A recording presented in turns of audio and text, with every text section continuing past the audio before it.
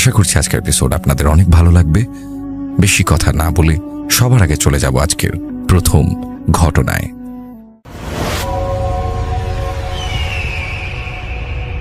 প্রিয় লিসেনার্স, আসসালামু আলাইকুম।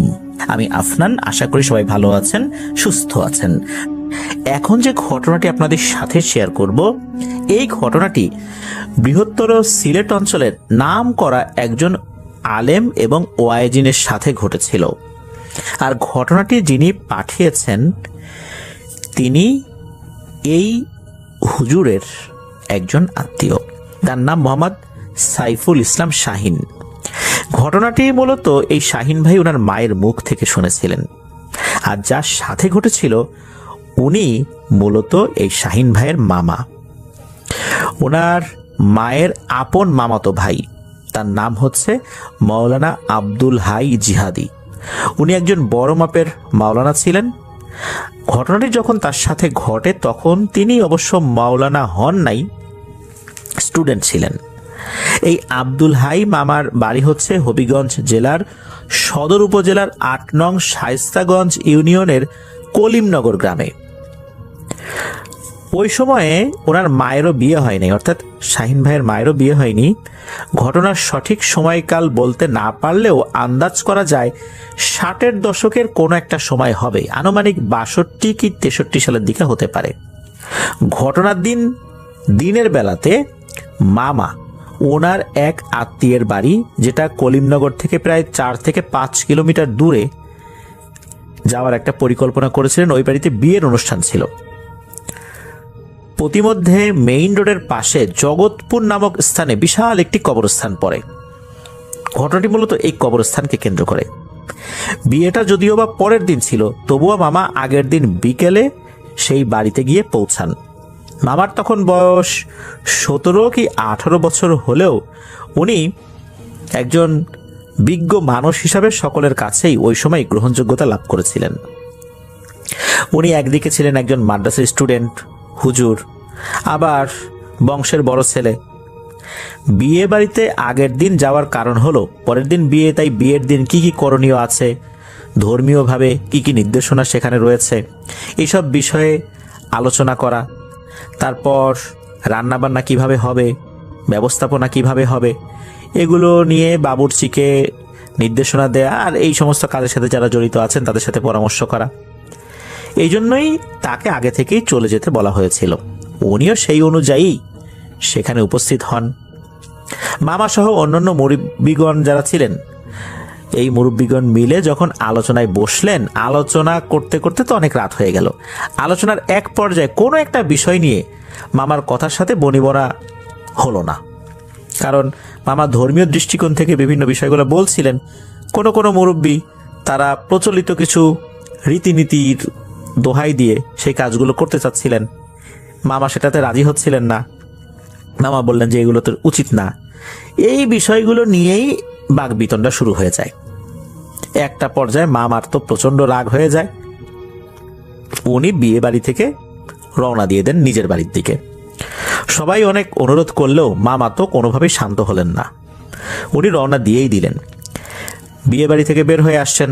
রাত ঠিক কয়টা বাজে এটা উনি ওই সময় বলতে পারেন নাই, তবে মামা বলেছে আনুমানিক রাত 2টার মতো হতে পারে।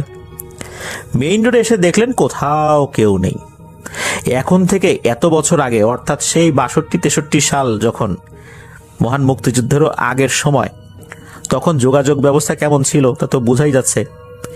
যেটাকে মেইন রোড বলা হচ্ছে সেটা মূলত 14 থেকে 15 ফুট চওড়া একটা কাঁচা রাস্তা ছিল, যেটা বর্তমানে হবিগঞ্জ শায়েস্তাগঞ্জ সংযোগ সড়ক। তখন কিন্তু এই রাস্তায় বাস চলাচল করতো না, তবে কালে ভদ্রে হঠাৎ 2-একটা মালবাহী ট্রাক চলতো।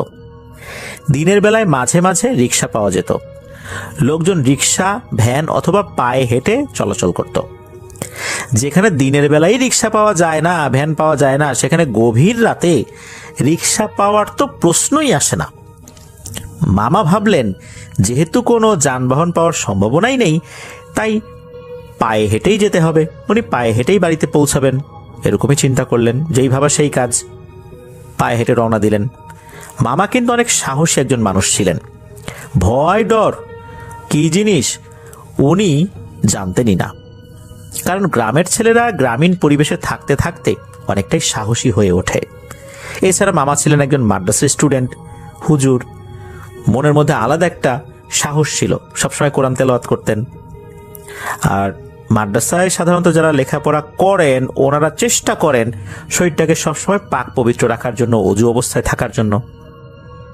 মামা যখন বিয়ে বাড়ি থেকে বের হয়েছেন তখন তার শরীর পবিত্র থাকলেও অজু ছিল না। তখন বলতে গেলে উনি আসলে ওই সময় অজু করার কথা ভুলে গিয়েছিলেন। সেদিন কিন্তু ছিল ভরা পূর্ণিমা, চাঁদের আলো এত বেশি ছিল অনেক দূর পর্যন্ত খালি চোখেই দেখা যাচ্ছিল।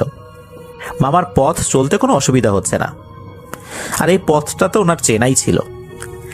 বিয়ে বাড়ি থেকে নির্বিঘ্নে নিজের বাড়ির দিকে উনি আসতে লাগলেন। রাস্তার দুপাশে কোনো বাড়িঘর নেই, দুপাশে শুধু ফসলের মাঠ আর মাঠ। তবে ওই সময় ধান কাটার মৌসুম শেষ হয়েছে, তাই যেদিকে দেখা যায় শুধু ফাঁকা মাঠ দেখা যায়। মামা আস্তে আস্তে যখন ওই যে কবরস্থানের কথা আমরা যেটা বললাম, ওই কবরস্থানের কাছাকাছি চলে এসেছেন, তখন মামা তার পেছন দিক থেকে লোকজন হেঁটে আসার শব্দ শুনতে পেলেন। মামা কিন্তু ভয় পান নাই। মামা একটু থেমে পেছন ফিরে তাকাতেই দেখলেন লাশ সহ একটি খাটিয়া 4 জন লোক কাঁধে করে নিয়ে আসছে, আর খাটিয়ার পেছন পেছন সাদা কাপড় পরা একজন মহিলা কেঁদে কেঁদে আসছে। মহিলার চুলগুলো অনেক লম্বা আর এলোমেলো। যারা খাটিয়া বহন করছে তাদের সবার পরনেই সাদা আলখেল্লার মতো পোশাক, আর সবাইকে স্বাভাবিক মানুষের মতোই লাগছে।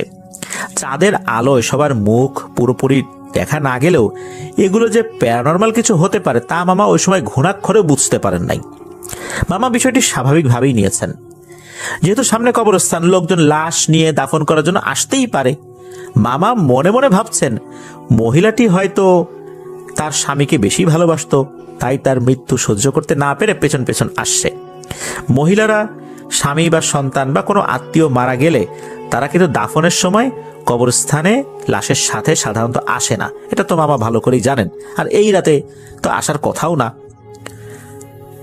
এই গভীর রাতে কোনো মহিলা কোনো লাশের পেছনে আসবে, এটা কি আসলে ভাবা যায়? ভাবা যায় না। কিন্তু এসব বিষয় কিন্তু তার মনে ওভাবে উকি দিচ্ছে না। ভাবলেন যাক, ভালোই হলো, লোকজন পেলাম, কথা বলতে বলতে কিছুটা পথ তো তাদের সাথে যাওয়া যাবে। আসলে মামা বিয়ে বাড়ি থেকে বের হয়ে আসার পর অনেকখানি পথ একা একা হেঁটে হেঁটে এসেছেন, তাই লোকজন দেখে মনে মনে খুশি হয়েছিলেন। মামা হাঁটার গতি একটু কমিয়ে দিয়ে তিনি অপেক্ষা করতে লাগলেন যাতে করে পেছনের লোকজন তার কাছাকাছি চলে আসে এবং তিনি একসাথে যেতে পারেন। লোকজন যখন কাছে চলে আসলো তখন মামা তাদের উদ্দেশ্য করে বললেন, ভাই এটা কার লাশ, কোন এলাকার লাশ? উনি কোনো উত্তর পেলেন না। মামা ভাবলেন হয়তোবা শুনতে পাইনি, তাই তিনি আবারও জিজ্ঞেস করলেন এটা কোথাকার লাশ, কিন্তু এবারও কোনো উত্তর নেই। মামা আশ্চর্য হলেন, তিনি কয়েকবার বলার পরও তারা কোনো উত্তরই দিল না। লোকজন তাদের মতো করে হেঁটে যাচ্ছে। তখন মামার মনে একটু খটকা লাগলো এবং কিছুটা ভয়ও পেলেন। তিনি যদিও বা খুব সাহসী, কিন্তু তখন কেন জানি তার মনে একটু একটু ভয় লাগতে শুরু করলো। মামা এবার একটু দ্রুত হাঁটতে শুরু করলেন যাতে এদেরকে ক্রস করে তাড়াতাড়ি চলে যেতে পারেন। মামা দ্রুত হাঁটা শুরু করতেই দেখলেন তিনি একা দ্রুত হাঁটছেন না, খাটিয়া বহনকারীরাও তার সাথে সমান তালে হাঁটছে। তিনি এক পর্যায়ে দৌড়াতে শুরু করলেন, চিন্তা করলেন দৌড়ে চলে যাবেন এদেরকে ক্রস করে। কিন্তু তিনি যখন দৌড় শুরু করেছেন এরাও তার সাথে দৌড় শুরু করলো। মামা বুঝলেন এভাবে এদের সাথে পালা যাবে না। মামা এবার ভালো করে বুঝতে পারলেন তিনি মারাত্মক বিপদে পড়েছেন এবং খারাপ কিছু ঘটতে চলছে তার সাথে। মামা দৌড় থামিয়ে আবার হাঁটতে শুরু করলেন। একটু হাঁটার পর মামা আরো দেখলেন এখন তারা সংখ্যায় 4 জন না, কম করে হলো 10 থেকে 12 জন হবে। আগে শুধু 4 জন মামার সাথে হাঁটছিল, পেছনে একজন মহিলা ছিল। কিন্তু এবারে মামা যেদিকেই তাকান দেখতে পান শুধু আলখেল্লা পরিহিত লোকজন কোত্থেকে যেন উঠে আসছে আর তার চতুর্দিকে ঘিরে ধরছে। এই সময় দেখলেন যে এই লাশ বহনকারী খাটিয়াও উধাও, সেই মহিলাও নাই, এখন শুধু পুরুষ অবয়বগুলোই দেখা যাচ্ছে। আর তার চারপাশে লোকজন আর লোকজন। আশেপাশে কয়েকজনের চেহারা দেখার তিনি চেষ্টা করলেন। চাঁদের আলোয় যতটা দেখা যায় তাতে তিনি বুঝতে পারলেন এদের